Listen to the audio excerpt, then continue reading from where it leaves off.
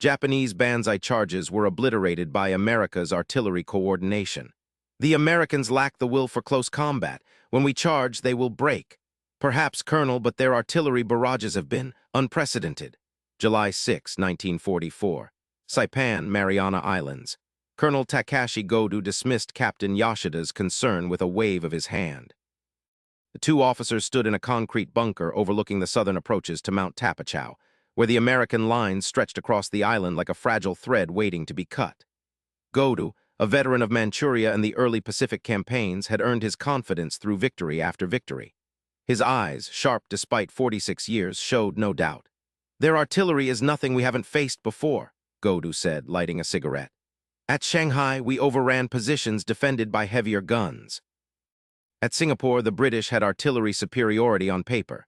It meant nothing when our men charged with proper spirit."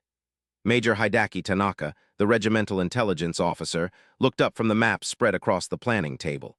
His wire-rimmed glasses caught the dim lamplight as he spoke carefully. "Sir, the intelligence reports suggest something different this time. Their forward observers are coordinating with unprecedented speed. The radio intercepts show a level of communication between infantry and artillery that we haven't encountered before." But Godu waved him off, grinding his cigarette into the dirt floor. "Communication means nothing without courage. We have destroyed American positions at Bataan with inferior numbers. At Wake Island, our forces achieved 3-to-1 kill ratios. At Tarawa, even in defeat, we exacted tremendous costs, 1 American casualty for every 1.5 of ours. The mathematics are undeniable. The American soldier lacks the discipline for sustained combat. When we attack tomorrow with 4,000 men in a coordinated charge, their lines will crumble. They have never faced such determination." What Godu didn't know, what none of them could have known as they planned their assault in that reinforced bunker, was that the American fire direction centers were already plotting defensive concentrations that would deliver coordinated artillery fire within 90 seconds of any request. The numbers would become devastating. 1,500 Japanese casualties in the first 15 minutes of the charge, 3,000 dead by dawn, against fewer than 200 American losses.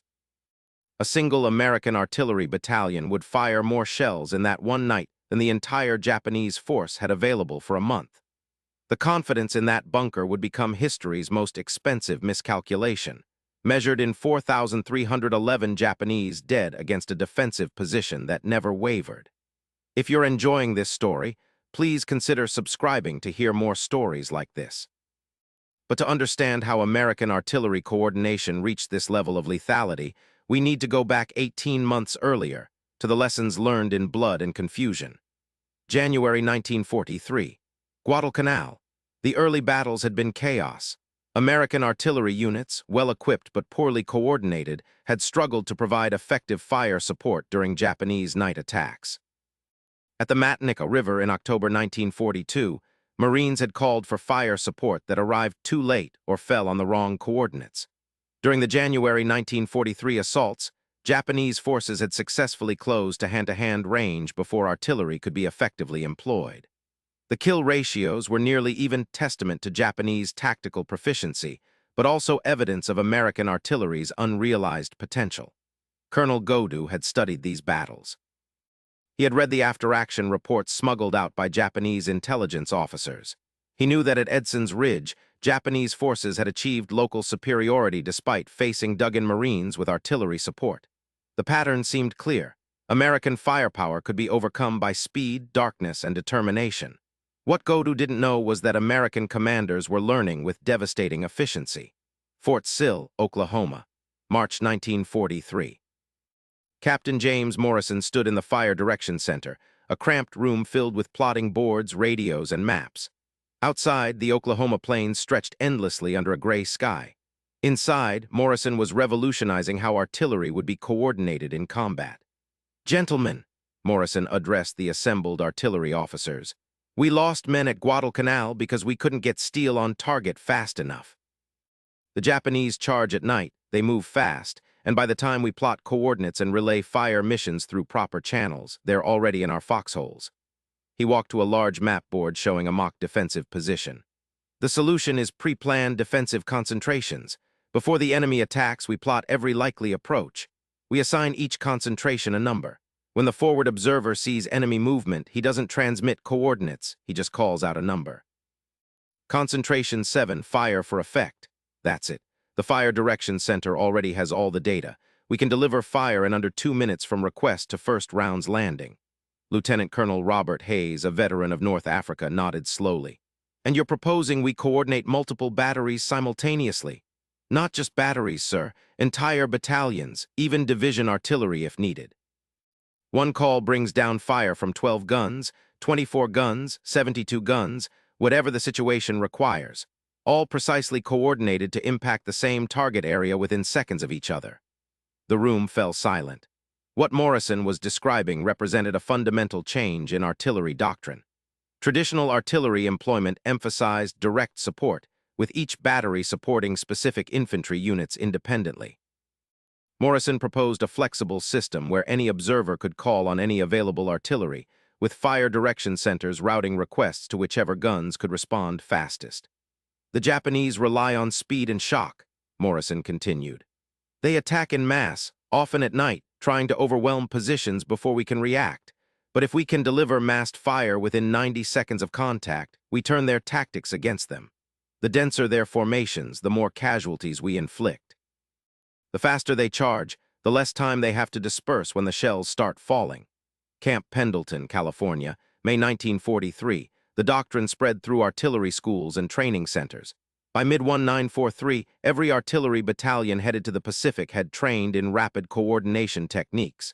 Forward observers learned to identify pre-plotted concentrations by terrain features. Fire direction centers drilled on processing fire missions in under 60 seconds. Radio operators memorized procedures for clearing communications nets during fire missions. But doctrine was only half the equation. The other half was arriving from factories across America in quantities that would have seemed impossible just 2 years earlier. Scranton, Pennsylvania, July 1943. The Baldwin Locomotive Works had converted from building railroad engines to producing 155 shells. The night shift superintendent, Margaret O'Connor, watched as her crews maintained a production rate that would have been dismissed as fantasy in peacetime. Every 8 minutes, another pallet of completed shells rolled toward the loading docks. Every hour, her facility produced enough 155 ammunition to sustain a full artillery battalion for a day of combat. Margaret had worked as a schoolteacher before the war. Now she supervised 340 workers, mostly women, who produced more artillery ammunition in 1 week than Japan's entire industrial base produced in a month. The mathematics were straightforward.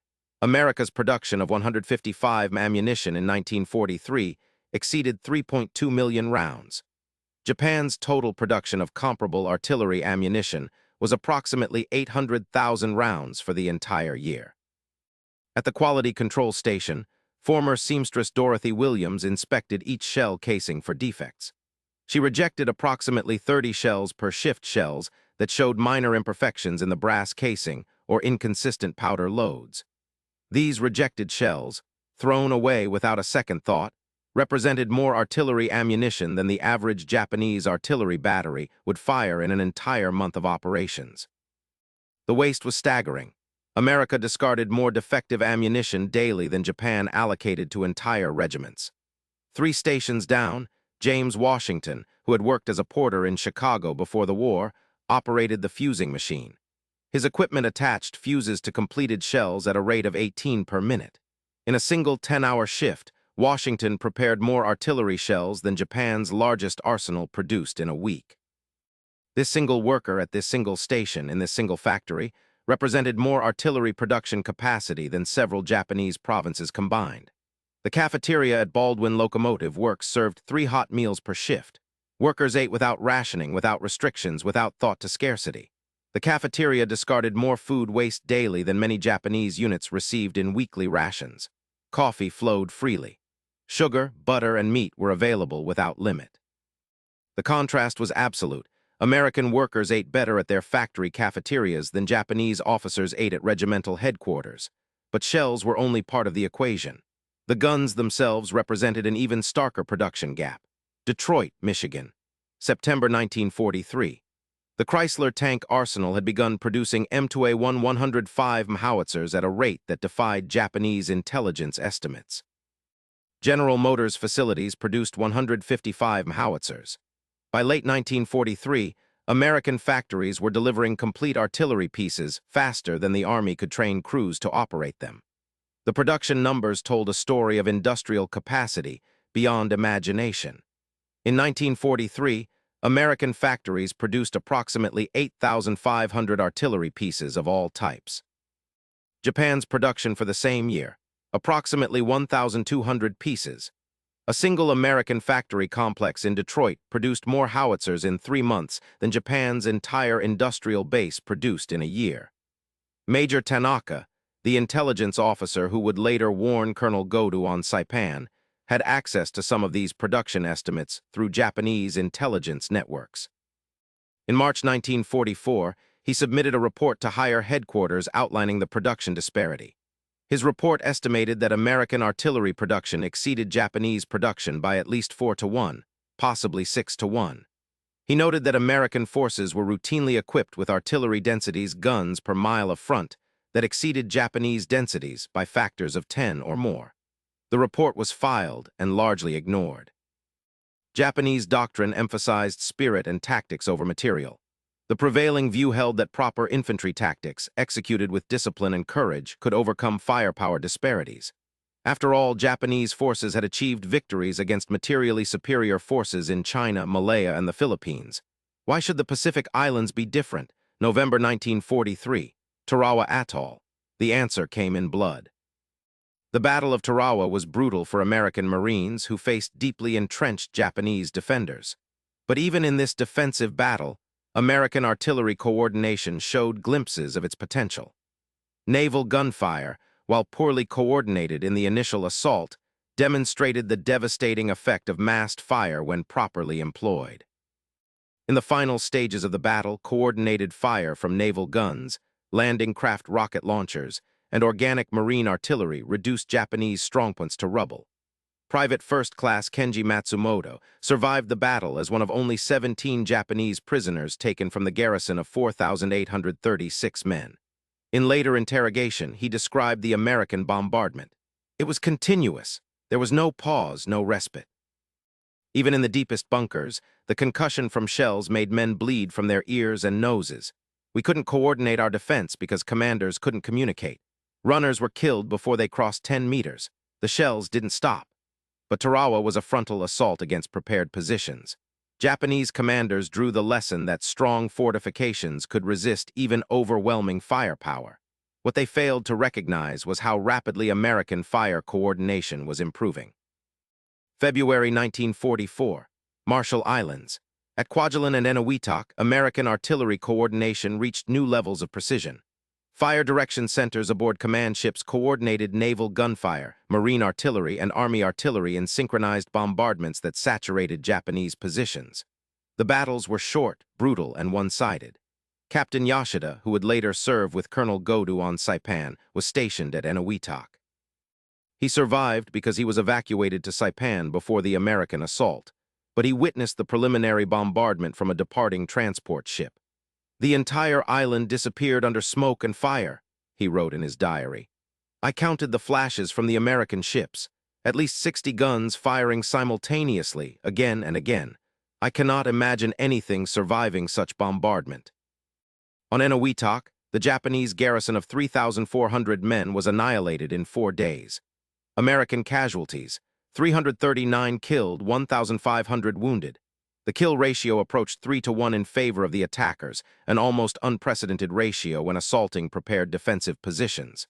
Still, Japanese commanders focused on the wrong lessons. They noted that determined defenders fighting to the death had inflicted casualties on the Americans. They emphasized the need for deeper bunkers, stronger fortifications, more determined resistance.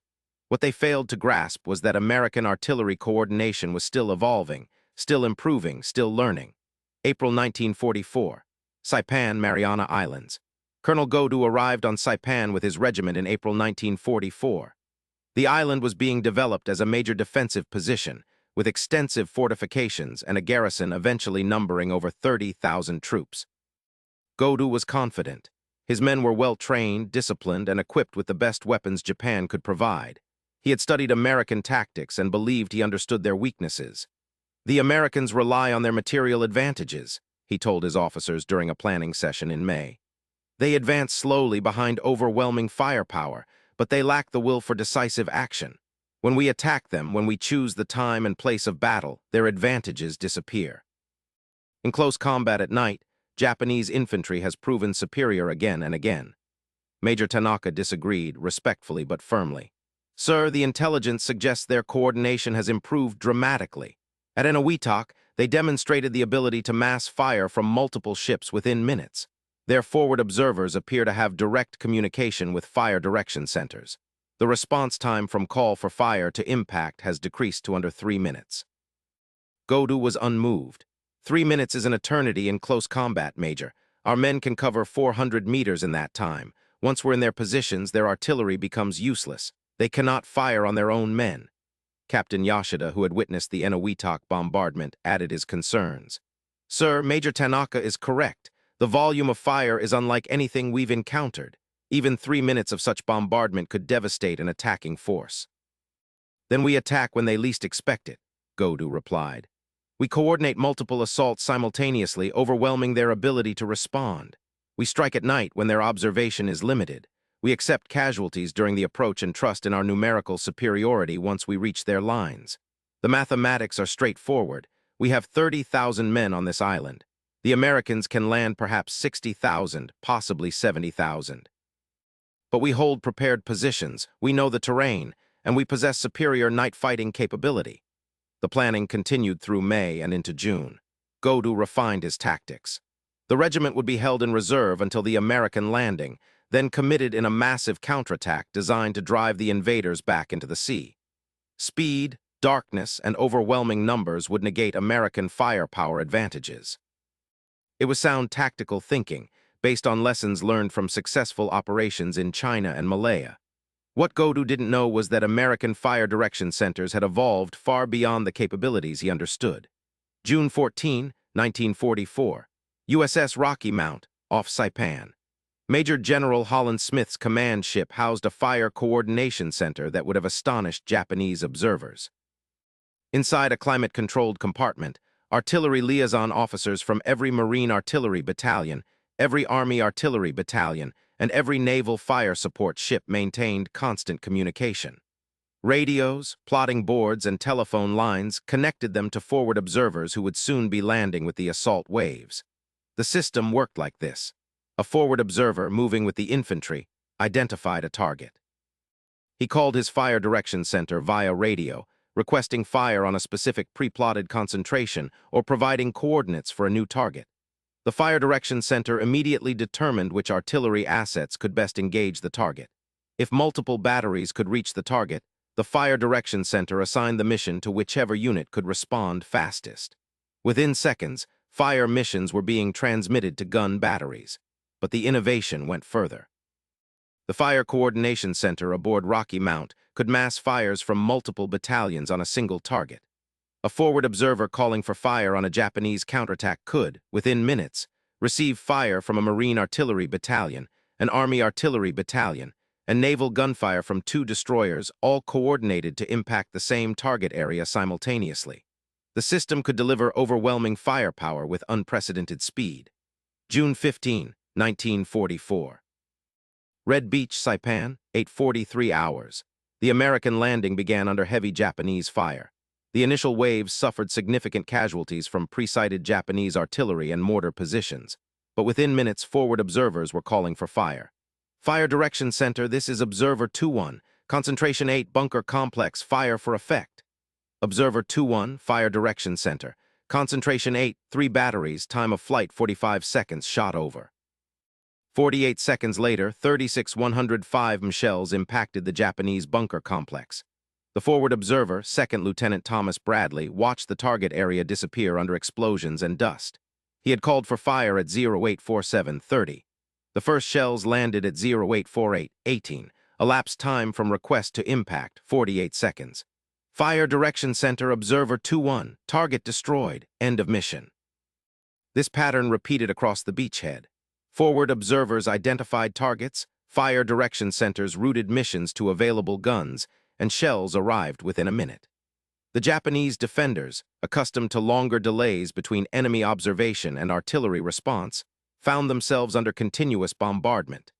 By mid-afternoon, American artillery battalions were ashore and adding their fires to the naval guns. The 10th Marines, the 14th Marines, and elements of Army artillery were all linked into the fire coordination network. When a Japanese position was identified, it could be engaged by whatever artillery was best positioned to destroy it, often within 90 seconds of identification. The ammunition expenditure was prodigious.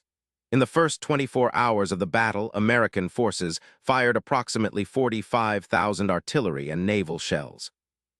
This single day's expenditure exceeded Japan's entire monthly production of comparable ammunition.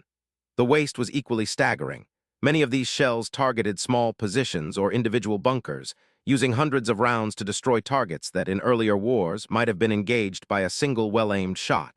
Americans were using artillery like rifle fire, saturating areas with explosive power. June 16, July 6, 1944. Saipan. The battle progressed slowly, with American forces grinding forward against determined Japanese resistance. Colonel Godo's regiment remained in reserve, waiting for the decisive moment when a coordinated counterattack could throw the Americans back. Major Tanaka continued submitting intelligence reports. On June 20, he reported that American artillery densities exceeded Japanese estimates by at least 200%. On June 25, he reported that American artillery response times were averaging under 2 minutes from observation to first rounds on target. On July 2, he reported that American ammunition expenditure suggested stockpiles far beyond Japanese understanding. The Americans were firing more shells daily than Japan's entire monthly production. Each report was acknowledged, but led to no change in tactics. Japanese doctrine had no answer for such overwhelming material superiority except to emphasize attack, aggression, and the spiritual superiority of Japanese soldiers. The planning for the final counterattack continued. July 6, 1944, 2,000 hours. Saipan. Colonel Godo assembled his regiment in a narrow valley on the slopes of Mount Tapachau. Around him, in the gathering darkness, approximately 4,000 Japanese soldiers prepared for the largest Banzai charge of the Pacific War. Godo's plan was straightforward: advance under cover of darkness, close with American positions before their artillery could respond effectively, and break through the American lines through sheer weight of numbers and close-quarters combat. "We attack at 400, Godo told his assembled officers. "The American watch changes at that hour. They will be tired, less alert. We advance in 3 waves. The first wave penetrates their lines, the second wave exploits, the third wave holds the penetration and consolidates. By dawn, we will have cut their forces in 2. Captain Yashida listened with growing apprehension. He had fought against American artillery before. He knew their capabilities had grown. But orders were orders, and the plan was set.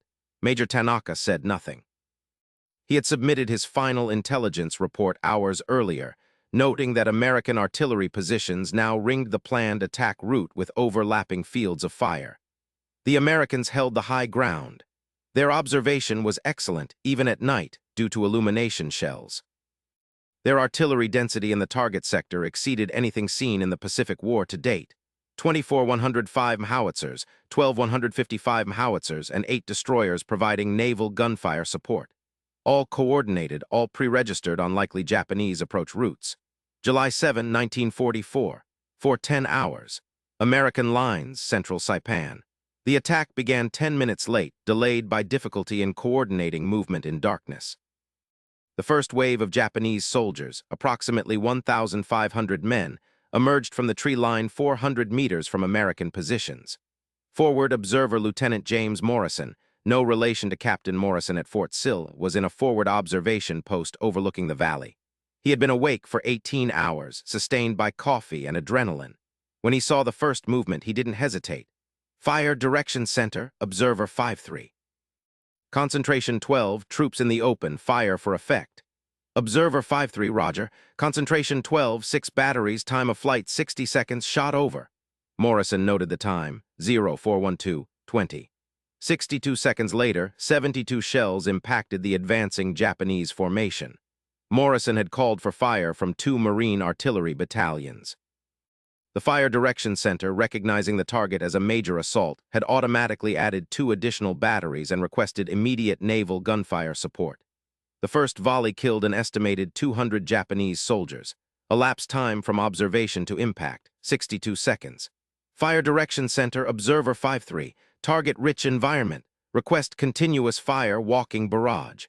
Observer 53 approved. Shifting fire 200 meters, continuous fire 6 batteries. For the next 4 minutes, American artillery maintained a continuous barrage on the advancing Japanese force. Shells landed every 15 seconds, creating a moving wall of explosions that chewed through the assault formation. The noise was overwhelming, the destruction total. At 4:17, Colonel Godu ordered the second wave forward. Another 1,500 men emerged from the tree line, attempting to find gaps in the American fire. Forward observers across the American line called for fire. Within 90 seconds, 12 artillery batteries and 3 destroyers were firing on the valley floor. The kill rate was appalling. Japanese soldiers had nowhere to hide, no cover, no way to escape the continuous bombardment. At 4:22, Colonel Godu personally led the third wave forward, attempting to rally his men through the artillery fire. He made it approximately 150 meters before a 155 shell landed 8 meters from his position. The blast killed Godu and 14 soldiers around him instantly. Elapsed time from observation to Godu's death, approximately 90 seconds after his wave emerged from cover.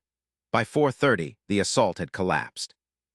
Of the 4,000 men who began the attack, approximately 3,000 were dead or wounded. The American line had not been breached.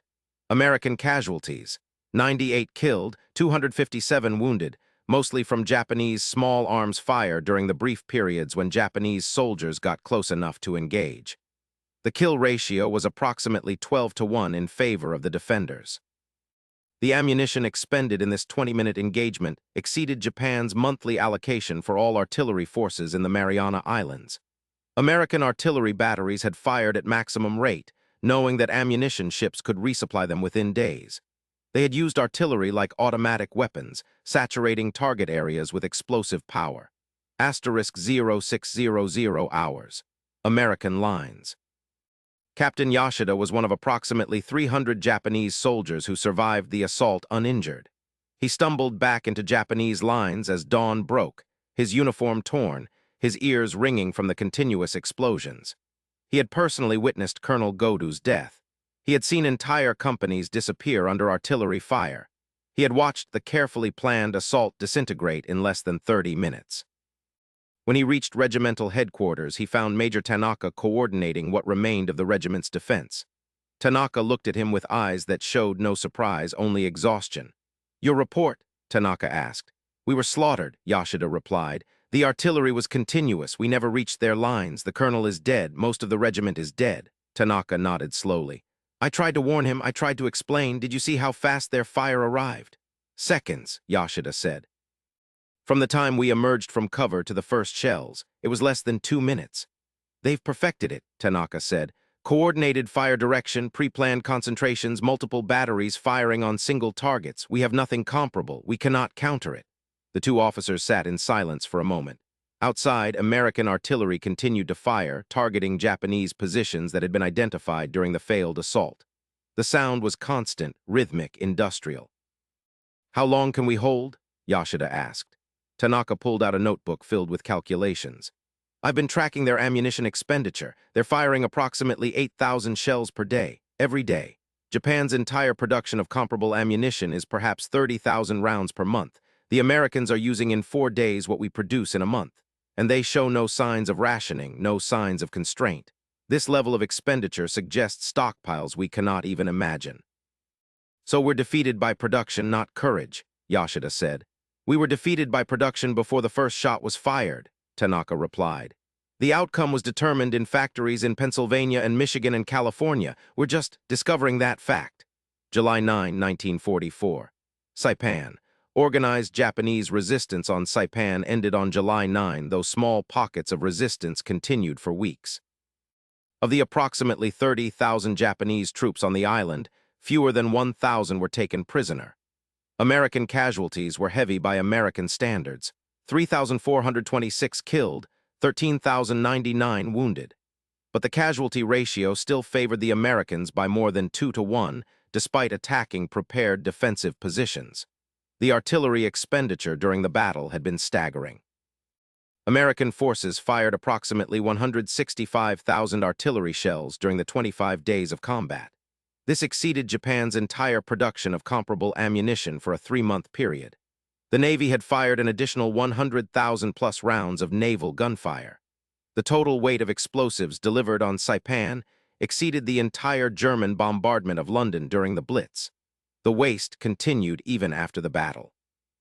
Unexpended ammunition, deemed too expensive to ship back to the United States, was often dumped into the ocean or destroyed in place.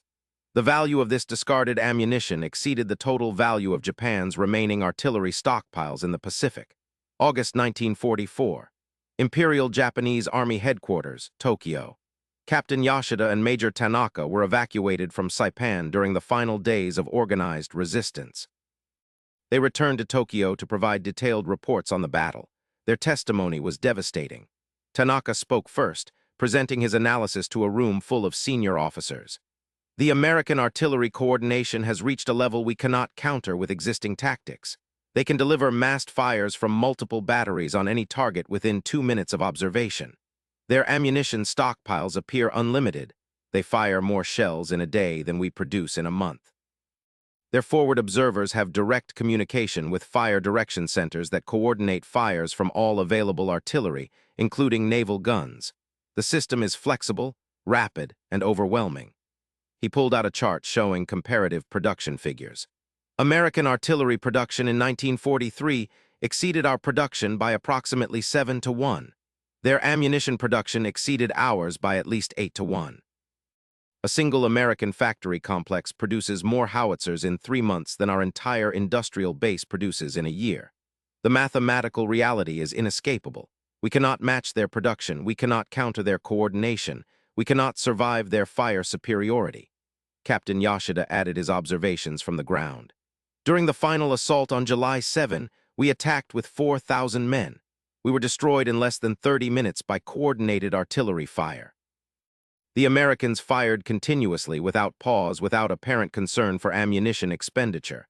The shells arrived so rapidly that we couldn't disperse, couldn't find cover, couldn't even reach their lines. This wasn't combat between soldiers. This was industrial annihilation. A senior officer interrupted. "You're suggesting our tactics are ineffective?" "I'm suggesting our tactics are obsolete," Yoshida replied.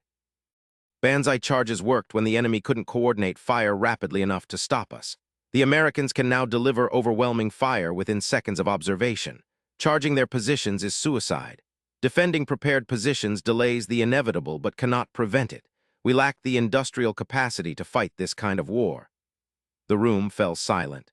What Yoshida and Tanaka were describing contradicted fundamental assumptions about Japanese tactical superiority. The idea that spirit and training could overcome material disadvantages had been central to Japanese military doctrine for decades. To abandon it meant admitting the war was unwinnable. September 1944. Peleliu. The lessons from Saipan were not fully learned. At Peleliu, Japanese forces attempted a new defensive approach, avoiding Banzai charges and instead fighting from deeply fortified cave positions. The battle became a brutal grind, with American forces taking nearly 10,000 casualties to secure the island. But even the improved Japanese defensive tactics couldn't overcome American artillery coordination. When Japanese positions were identified, they were subjected to concentrated bombardment from 105 howitzers, 155 guns, naval gunfire, and eventually napalm strikes from aircraft. The Americans used firepower to reduce positions rather than sending infantry to assault them directly. The ammunition expenditure was prodigious. The 11th Marines fired over 65,000 rounds during the 2-month battle. Major Tanaka, now assigned to intelligence analysis in Tokyo, received reports from Peleliu and continued his statistical analysis. He calculated that American forces were now routinely achieving artillery densities, guns per mile of front, that exceeded Japanese densities by factors of 20 or more. In some sectors, American artillery pieces outnumbered Japanese artillery pieces by 40-1. The production gap was widening, not narrowing. February 1945. Iwo Jima. The Battle of Iwo Jima demonstrated the ultimate evolution of American artillery coordination. The island was too small for extensive artillery deployment, but the Navy compensated with unprecedented naval gunfire support. Fire direction centers aboard command ships coordinated fires from battleships, cruisers, and destroyers with marine artillery that landed with the assault waves. When Japanese positions were identified, the response was overwhelming. A forward observer could call for fire and receive rounds from battleship 16-inch guns, cruiser 8-inch guns, destroyer 5-inch guns, and Marine 105 howitzers, all coordinated to impact within minutes of the call. The destruction was total. Japanese positions that could have resisted infantry assault for days were obliterated by concentrated naval gunfire in hours. The Battle of Iwo Jima lasted 36 days and cost the Marines over 26,000 casualties, including 6,821 dead. But of the 21,000 Japanese defenders, only 216 were taken prisoner. The kill ratio approached 3-to-1 in favor of the attackers, an extraordinary ratio when assaulting prepared positions on terrain that heavily favored the defender. The artillery and naval gunfire expenditure was staggering. The Navy fired approximately 450,000 rounds during the battle, more than Japan's total production of comparable ammunition for 6 months. The Marines fired an additional 75,000-plus artillery rounds. The total weight of explosives delivered on Iwo Jima's 8 square miles exceeded the total tonnage of bombs Germany dropped on Britain during the entire Blitz. April 1945. Okinawa. Okinawa became the final demonstration of American artillery supremacy. The battle lasted 82 days and involved the largest artillery concentration in the Pacific War. American forces deployed over 650 artillery pieces, ranging from 105 howitzers to 8-inch guns, all linked through sophisticated fire direction centers. The Japanese defensive plan avoided Banzai charges entirely, instead relying on fortified positions in southern Okinawa's ridges and hills. But American artillery coordination had evolved to the point where even the strongest positions could be reduced through sustained bombardment. The standard American procedure at Okinawa was systematic. When a Japanese position was identified, forward observers called for fire. Within minutes, multiple artillery batteries would begin firing on the position. The fire continued for hours, sometimes days, until the position was destroyed or abandoned. Then American infantry advanced, secured the position, and the cycle repeated on the next position. The ammunition expenditure defied imagination. During the 82 days of combat, American artillery fired approximately 2.1 million rounds. This exceeded Japan's total artillery ammunition production for the entire year of 1945. The Navy fired an additional 750,000-plus rounds of naval gunfire. The daily expenditure of ammunition exceeded Japan's total monthly production for the entire nation. July 1945. Tokyo. Major Tanaka, now Lieutenant Colonel Tanaka, was assigned to the planning staff for the defense of the Japanese home islands. His role was to analyze American capabilities and recommend defensive strategies. His analysis was bleak. American artillery coordination has reached the point where conventional defensive tactics are largely ineffective, he wrote in a report dated July 10, 1945. They can deliver massed fires from multiple batteries on any identified target within 2 minutes. Their ammunition stockpiles appear unlimited. During the Okinawa campaign, they fired more artillery ammunition in 3 months than our entire production for 1945. Their forward observers maintain constant communication with fire direction centers that coordinate all available artillery, including naval guns. The system is flexible enough to engage targets of opportunity while maintaining standing barrages on defensive positions. He continued with production comparisons. American artillery production in 1944 exceeded 12,000 pieces. Our production for the same year was approximately 900 pieces. American ammunition production exceeded 30 million rounds.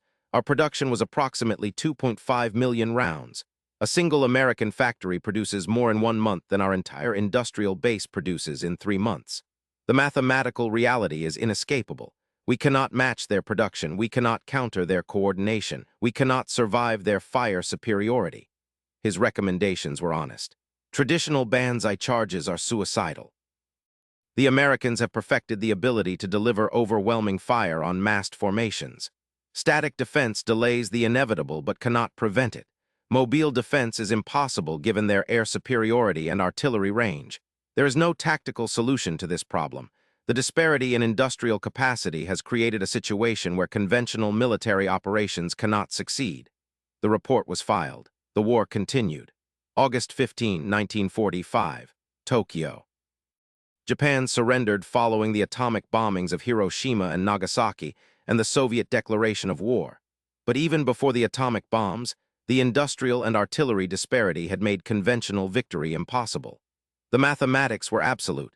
America could replace losses faster than Japan could inflict them. American artillery could destroy targets faster than Japan could build them. American production exceeded Japanese production in every measurable category. November 1945, Tokyo, War Crimes Tribunal interviews. Captain Yoshida, who had survived the Saipan Banzai charge and several subsequent battles, was interviewed by American intelligence officers about Japanese tactics and the evolution of the Pacific War. "When did you realize the war was unwinnable?" the interviewer asked. Yoshida thought for a long moment. "July 7, 1944, the morning after the Banzai charge on Saipan. He attacked with 4,000 men against prepared American positions. We were destroyed in less than 30 minutes. The artillery fire was continuous, overwhelming, impossible to survive. I watched entire companies disappear under the bombardment. We never reached their lines. The colonel who planned the attack was killed in the first minutes." "What made their artillery so effective?" "Coordination and abundance," Yoshida replied. "They could deliver fire from multiple batteries within minutes of observation. Their forward observers had direct communication with fire direction centers. The response was rapid, flexible, and overwhelming. But more than that, they appeared to have unlimited ammunition. They fired continuously, without pause, without apparent concern for conservation. During that single engagement, they fired more shells than our entire division had available for a month of operations." "Did you understand the production disparity?" Major Tanaka, now Lieutenant Colonel Tanaka, tried to explain it to us. He showed us calculations proving that American production exceeded ours by factors of 8 or 10 to 1. But we didn't truly understand until we experienced it in combat. The waste alone was staggering. They discarded defective ammunition that we would have rationed carefully. Their soldiers ate better at field kitchens than our officers ate at headquarters. They could lose equipment and replace it within days. The abundance was incomprehensible to us. Lieutenant Colonel Tanaka, interviewed separately, was more analytical. "We were defeated by factories, not soldiers. American artillery coordination was excellent, but it was the industrial capacity behind it that made it decisive. They could sustain artillery densities and expenditure rates that we couldn't match with our entire industrial base. A single American artillery battalion fired more shells in a month than our largest arsenal produced. This single battalion's expenditure exceeded our entire nation's monthly production." He paused, reviewing his notes from years of intelligence analysis. "The Americans transformed warfare into an industrial process. They mass-produced artillery pieces, shells, radios, vehicles, everything required for modern combat. They created systems for coordinating fires that allowed rapid, flexible responses to battlefield developments. But underlying it all was production capacity that exceeded ours by orders of magnitude. We brought swords to a gunfight, but more fundamentally, we brought a blacksmith shop to an arms factory." December 1945. War Analysis, U.S. Army Artillery School. American artillery officers conducted their own analysis of the Pacific War, examining what had worked and what could be improved. Colonel James Morrison, who had pioneered coordination techniques at Fort Sill in 1943, reviewed battle reports and statistics. "The evolution of artillery coordination in the Pacific War demonstrated several key principles," he wrote in a summary report. "First, coordinated fires from multiple batteries are significantly more effective than independent battery fires. Second, rapid communication between forward observers and fire direction centers allows artillery to engage targets of opportunity before they disperse or take cover. Third, pre-planned defensive concentrations dramatically reduce response time during defensive operations. Fourth, adequate ammunition supply allows artillery to be used flexibly without concern for conservation." He noted the ammunition expenditure figures. During the Okinawa campaign, American artillery fired approximately 2.1 million rounds over 82 days. This represents an average of 25,600 rounds per day, or approximately 40 rounds per gun per day for the deployed artillery. This sustained rate of fire was made possible by a logistics system that delivered ammunition to forward positions faster than it could be expended, and by a production system that could replace the entire expenditure within weeks. The report concluded. Artillery coordination reached a level of effectiveness in 1940-41945 that would have been considered impossible in 1942. The combination of improved communication, systematic fire direction procedures, adequate training, and overwhelming material superiority created a system where American artillery could deliver massed, accurate fires on any identified target within minutes. This capability made traditional massed infantry assaults obsolete and allowed American forces to reduce defensive positions through firepower rather than close combat.